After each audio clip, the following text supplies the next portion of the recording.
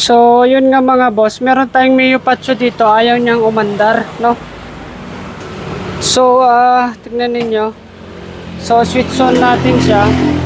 Kita nyo yung dashboard, wala namang alarma. Tapos, kompleto naman yung display. Ayan. So, ano kaya ang problema nito? Kasi, kapag ini-start natin, ayaw niya.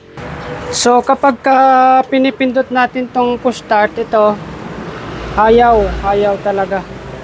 So nagpalit pa tayo ng baterya kasi nga siniris ko siya gamit yung baterya ng kotse natin. Umandar siya kanina gamit yun. Pero kapag itong baterya, bumili akong bago, kaya inassume ko na sira na yung baterya niyan. Bumili akong bago yan, no? Ayaw pa rin umandar.